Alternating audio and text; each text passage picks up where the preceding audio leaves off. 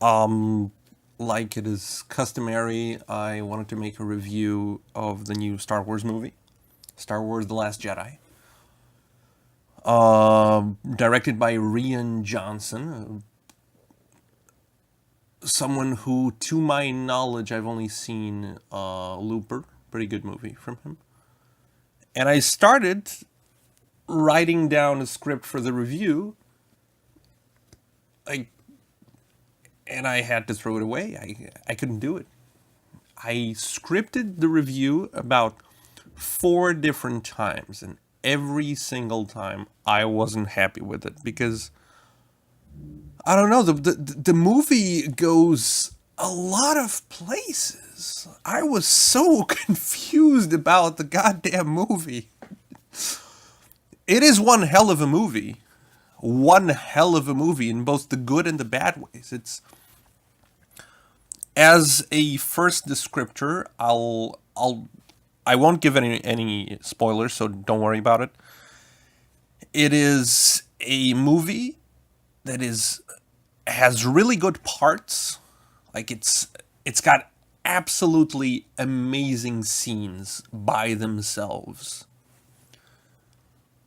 But then somebody must have just given all of the different scenes to Disney execs, and they just stitched it together with a bunch of toy commercials in the middle. So we have absolutely brilliant moments that don't make sense when they are together. And some parts seem like they belong to a completely different story, like to a completely different narrative. Everybody who was still invested in following the canon of Star Wars, like the bigger picture, like they were following all of the different plot lines to see what made sense here and there, and give up. Give up completely. Like, give up. There is no sense following any sort of canon anymore. Which can be both good and bad. Because Star Wars The Last Jedi is not a safe film. It flies completely in the face of The Force Awakens. The Force Awakens was playing it safe in every possible way. It was a movie for everybody at the same time, to its own detriment. So everybody got really, really, really excited right after watching it, and then they started piecing out all of the tiny little mistakes, all of the tiny little things, the quirks. And The Last Jedi, oh boy, holy shit. It looks like it's completely different stories all stuck together in a mishmash that doesn't make much sense when you think about the different things. But the scenes individually have some of the greatest impact in sometimes cinematography I've ever seen in a Star Wars movie. Uh, it it's something you gotta watch. You have to watch. Love it or hate it, you will feel something with the movie. I Some of the new characters, for example, Laura Dern, who everybody should know as Diane from the new season of Twin Peaks, plays an amazing role, and she is part of one of the best scenes in the movie. But that specific scene makes absolutely no sense if you follow Star Wars lore in any way. Like, the lore gets completely thrown out the window. Like, if every single moment, like big ass moment, in order for it to be big and worth it and give you a show, completely destroys any semblance of coherent shared universe that The Force Awakens had created. And that can be really good by itself. It can be really good. A lot of people don't really follow Star Wars for, a Star Trek like comprehension of lore, like a big universe. You gotta watch You gotta read all the comics and play all the games and watch all the movies and TV shows and whatnot. And the main reason why Star Wars became big is because it was a big thing. It had big moments.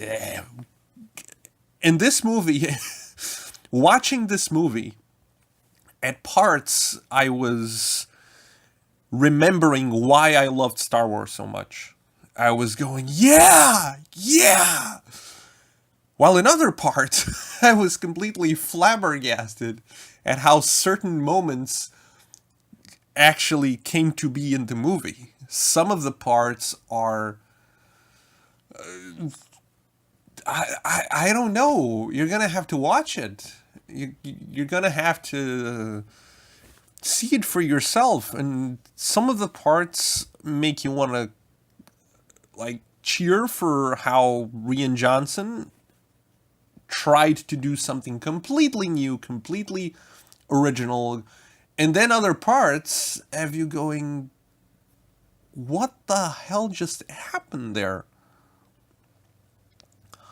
For anybody who is familiar with the X-Men movies, the X-Men movies normally distinguish themselves from the Marvel movies by being really, really out there. Like, the Marvel movies are really safe, like standard superhero movies.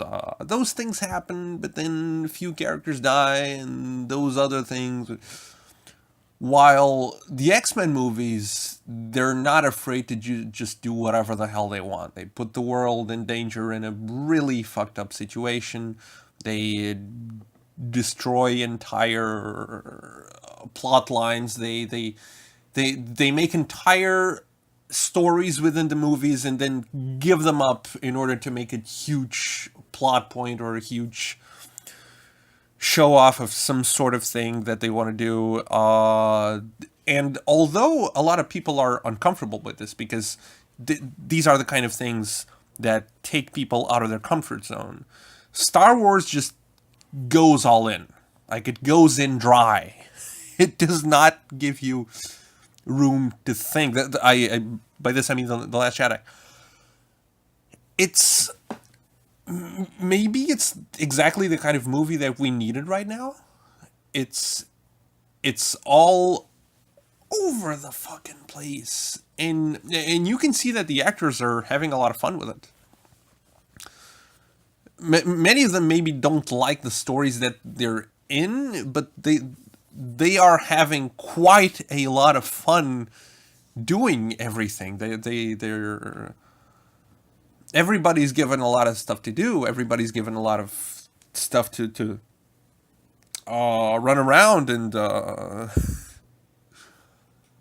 but ultimately it's one of the it's a movie that will leave you thinking, is this good? Is this bad? Is this it the way the movie ends, the way The Force Awakens ended, you knew exactly where they were going from there. Like J.J. Abrams delivered to Disney the perfect product. It was a product in every single way. It made scenes and situations that were perfect for toys. It just left the story in a way that it developed characters, and it left room for development, and it left people asking so many questions.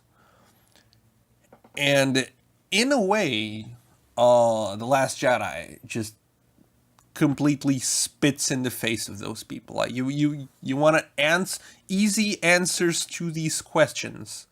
No. You're having a movie made in a way that is rewarding to viewers and to the director for having the balls to make certain decisions. Which, yes, can be both good and bad, but in certain sequences, you are completely unaware whether the director is being an absolute genius or a complete and total fucking idiot. Is this good? I don't know. I don't know. Mark Hamill having a lot of fun playing Luke. He's probably the most satisfactory character to watch. Carrie Fisher is also really good in her last role, although there are a few scenes you'll see then. John Boyega, Daisy Ridley, Oscar Isaac, and Adam Driver, basically the new cast. They're all really good. I'm still not happy with the way that Rey is pretty much given every single thing to succeed in the story without having a lot of struggle for it, even though Daisy Ridley performs amazingly. She's a really likable character. The script still doesn't give Rey a lot of reasons to believe that she's going through a big struggle.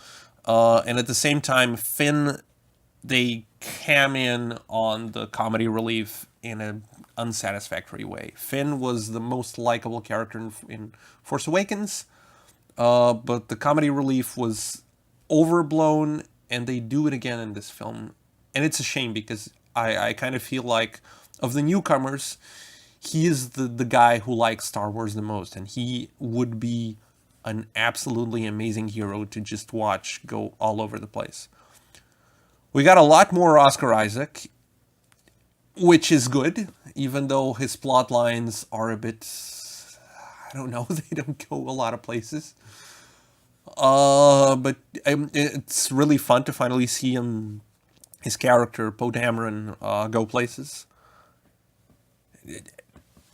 Overall, it is one hell of a movie. Disney took a risk. Disney took a risk with this one.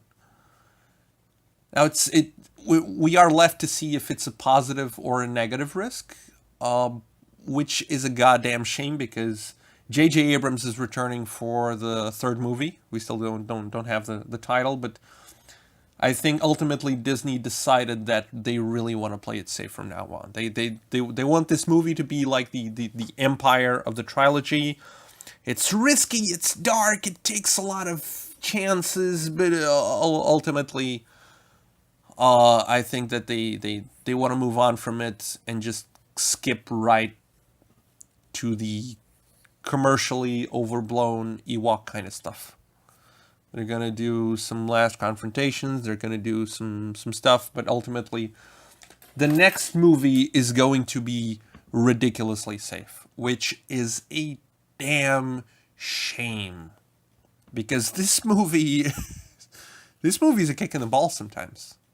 For anybody who cared about how hyperspace travel works and how lightsabers work and how Jedi can feel different things and what kind of powers Jedi have and how Force ghosts work, and throw everything out the window. Everything you thought made sense about those things, about war strategy in Star Wars, about the Last Jedi has war situations like that could be really complex and really enthralling to watch. And it seems like it's being written by a couple of kids. It is a war that doesn't feel like a war at all because you feel like there's just 3 or 4 people in every single one of the amazing, gigantic Star Destroyer-sized ships, maneuvering them around, going, oh shit, it's a bunch of TIE fighters or a bunch of X-Wings are firing a couple of missiles at us. What are we going to do? I don't know. Sometimes it's like seeing a dreadnought ship being taken out by a rowboat, which is it's fucked up, and it's in a way it kind of elevates the old Star Wars spirit to the forefront.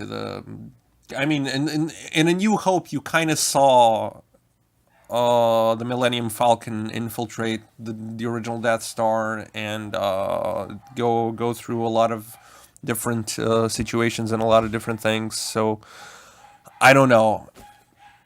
All I can say is that overall, I I got out of the movie quite satisfied because I thought that I was going to see a really, really, really, really bad commercial movie. I thought that I was going to see the ultimate zombie movie, something you just sit down, turn off your brain, and just watch.